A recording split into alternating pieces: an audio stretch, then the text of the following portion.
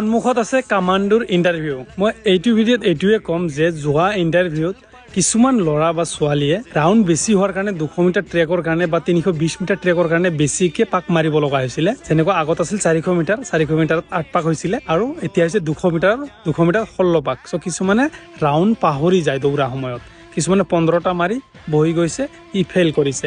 চ' এইটো ভিডিঅ'ত এইটোৱে ক'ব বিচাৰোঁ যে এইবাৰ কামাণ্ডোৰ 4.8 কিলোমিটাৰ ৰানিং আছে।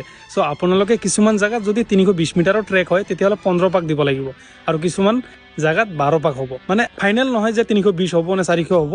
তথাপিতো মই কৈছোঁ যিহেতু 4.8 কিলোমিটাৰ পাকটো অকণমান বেছি দিব লাগিব। 400 মিটাৰ ট্ৰেক হ'লেও 12 পাক দিব লাগিব আৰু যদি 320 হয় তেতিয়াহ'লে 15 পাক দিব লাগিব। তেতিয়াহ'লে আপোনালোকে এইবাৰ যাতে এইটো ভুল নকৰে যিটো ভুল আগত কৰিছে। অসম পুলিচত ABUBত যিটো ভুল কৰিছে পাক পাহৰি যোৱা। ইমান দিন প্ৰেক্টিচ কৰিছা, নিজে গম নোপোৱা নেকি যে কিমান দৌৰিলো, কেই পাক হ'ল? এটা কথা কওঁ, ফিল্ডত দৌৰি থকা অৱস্থাত ইণ্টাৰভিউৰ দিনা অনলি মাইণ্ডটো ফিল্ডতে ৰাখিবা। এই পাক হ'ল নিজে মনত ৰাখিবা। লগৰটো দৌৰি গৈছে, আগত গৈছে, সি মোৰ পিছত আহি আকৌ ধৰিছে, তাৰ পাক হিচাপ নকৰিবা। নিজৰ ৰাউণ্ড নিজে হিচাপ কৰিবা, নিজৰ পাক নিজে হিচাপ কৰিবা। কিমান পাক মাৰিছো নিজে হিচাপ কৰিবা, বেলেগৰ পাক ধ্যান নিদিবা।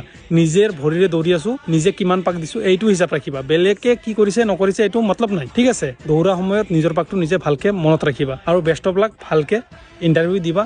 আশা কৰিছোঁ যদি ABUBত ফেইল কৰিছে এইটো যাতে পাছ কৰা।